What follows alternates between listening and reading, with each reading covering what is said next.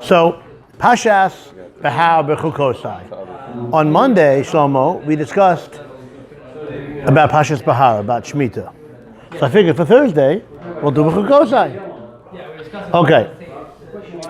Now, we are actually going to revert back to a vart that we said Monday night for those that were here. It was on YouTube. It is on YouTube, as will Mr. Shem this one be, so check out that share. Now, I will revert back to it, Bezrat Hashem, if I'm able to. Now, Torah tells us as follows. We have the beginning of the Parsha, you have the great promise, Hashem promises great things will happen to you if you fulfill and follow the Torah. What does it say? In Bechukosai telechu, if you follow the Torah, if you go in my ways. Okay, I'm giving away Rashi before I even was supposed to. Just translate the words. Bechukosai telechu, if you will follow my decrees, ves mitzvosai tishmaru, and you keep the mitzvos, v'asisem and you fulfill them. So what will happen? All these great things. You're going to have rain in the right time, and the produce will be able to survive, and all these great things. Look at the verses if you want to see yourself. I can't give away everything, okay? Otherwise we'll have no class. So you got to leave some things for the imagination. Okay, so what does that mean? The Torah is very vague. It just says, if you follow, if you go in my decrees. Okay? What does that mean? So this is one of the most famous Rashis. It's actually a Torah's Kohanim. I might think that when it says you should follow, if you follow my ways, that means fulfilling the mitzvos. That can't be. When it says afterwards, and you follow him and you fulfill my mitzvos. So what do the words in Bechukosai telechu mean? It can't mean doing the mitzvos. That's what it says a second earlier. So what does it mean?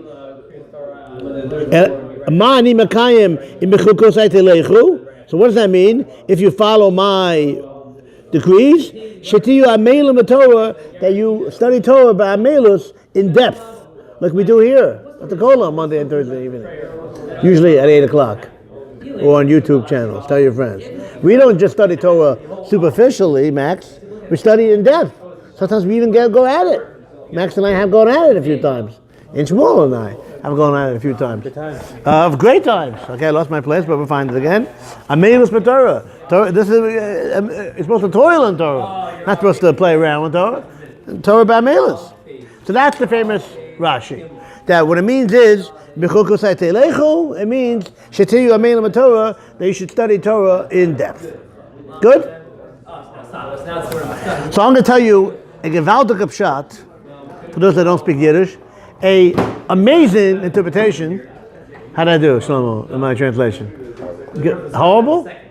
What? Amazing. Yeah, a gewaltige pshat. Are you assuming we don't know what that means? I said for those that don't speak Yiddish. Are you assuming I don't know? All things like an English word nowadays. I said for those that don't speak Yiddish. I didn't say Max. You want me to say Max? Only 3 people. I'll say Max. No, all the people watching online. Balding is considered an English word, just like chutzpah is, and I mean, there's After the class, I'll tell you a word that made it to a mainstream movie that you would never think would. But we'll do it another time. What's that? Something which we'll discuss another time. Now, I'm going to tell you a gewaltige pshat from the Sefer Nachlas Tzvi. We said something I think last week.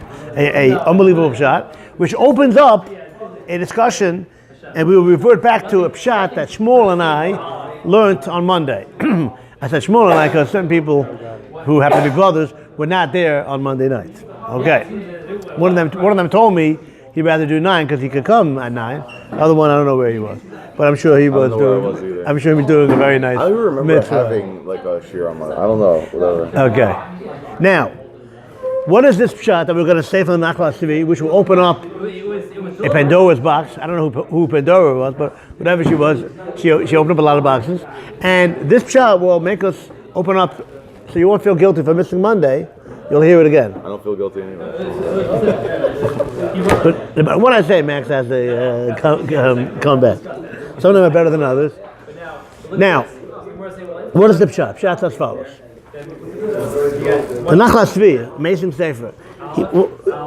He wants to say a deep shot, and what's bothering Rashi? What's bothering the Torah's Kohanim? that they have to say this pshat, that in Bechukosai Tilechu means studying Torah in depth.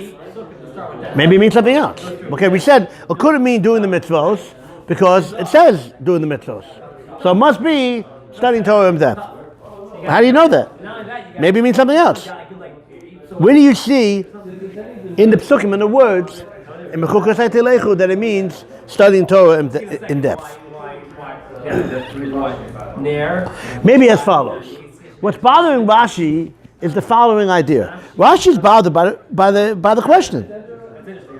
It's mashma, and implies from the pasuk that you have to fulfill all the mitzvos in order to get the rewards that the Torah delineates. But it's not possible to fulfill the entire Torah. Remember Shmuel, we discussed this on Monday? The point that he makes here in the Nachlas Tzvi is that was when we had a Beis HaMikdash, and Jewish people lived in Eretz Yisrael. Then they could keep all the commandments. For example, Parah Aduma, the red heifer, and all the Karbonos, and all the mitzvahs that are dependent in living in the land of Israel. We don't live in the land of Israel, okay? These are the questions that he asks. You could ask besides that. The way the Chasav Sofer asks it, which is what we discussed on Monday, is even nowadays, okay, even back then, even when we had the Beis HaMikdash, and we lived in Eretz Yisrael, we owned the land of Israel, it was still not possible to fulfill all the mitzvahs. Because how is it possible for a person to be a man and a woman at the same time? It's not possible. I understand in California they have some places where that is possible, but it's really not possible to do all that. Okay? How is it possible for you to own land, not own land, be a Kohen, be a Levi, and in Yisrael, man, woman, all at the same time? Own property, own slaves. It's not possible. So, how is it possible to fulfill all the mitzvahs when it's not physically possible? So the Nachlas Tzvi gives one answer, and then we'll say the answer, we repeat the Ksav Sofer that we said on Monday. Nachlas Tzvi says, the Gemara tells us in Menachos, in Tractate Menachos, that if a person studies the laws of the Olah, the Korban Olah, it's considered as if he brought the Korban Olah. In fact, I'm not sure if Max was there, but I know my two guys on the left. Remember that whole shir we had? Parshas Tzav? Yeah, we learned it. Zichru Torah Moshe. So that's why, remember, someone said to someone, teach me the whole Torah on one foot, and he said, love your friend like you love yourself. We discussed that on Monday. Very good. So we had a whole shir on this sugya too. Zichru Torah Moshe. Remember this? Parshas Tzav, right before Shabbos HaGadol? We had a whole shir on this. That if a person studies the laws of the Olah, it's considered as if he brought a Korban Olah. Says in Achlas Tzvi, also all mitzvos. Okay? A mitzvah that you can't do yourself. The mitzvah of bringing a korban. After you give birth to a child, you bring a korban. Now how are we supposed to fulfill that mitzvah? Not possible. If you have a way to fulfill that mitzvah, there'll be a lot of talk shows that would be dying to have you as a guest. That can explain how, as a man, you were able to give birth to a child. But after you go on that talk show, you make millions of dollars. So besides that way, which again, there is no way, as Max said, if you study the laws of a certain mitzvah that you can't keep yourself, then it's considered as if you brought that mitzvah. You fulfilled that mitzvah. Obviously, if you could do it, like Shmuel said on Monday, if you're able to put on tefillin, you can't learn the laws of tefillin. Oh, I put on tefillin. No. That's for a woman who cannot put on tefillin, so she could learn tefillin. Women's learning. Okay? Some people are happy. So that would be a fulfillment of the mitzvah of tefillin. But for a man who has to put on tefillin, learning the halachas is not a substitute for actually putting on tefillin. Okay? So by every mitzvah that you cannot do yourself, you learn the halachas of the mitzvah, and it's considered as if you did the mitzvah. Says in Achlas Tzvi, what I said before, a gewaltige pshat, an unbelievable pshat, my friend Shmuley on the right side. This is what Rashi means. It's a chiddush. It's a nice pshat. In Bechukosai Telechu, what's bothering Rashi? This question. It says "V'et mitzvosai tishmu," and you fulfill all the mitzvos. It's not possible to fulfill all the mitzvos. How about a mitzvah that you can't do because you're not Kohen? How can a non-Kohen fulfill the halachas that apply to a Kohen? How can a Levi fulfill the mitzvahs that apply to Israel? Can't do that. How do you do that? Says Rashi, that's what the Torah means. If you study Torah in depth, So the regular pshat is, if you're studying Torah in depth, with that reward, the reward that you get for studying Torah in depth is all the things that it mentions.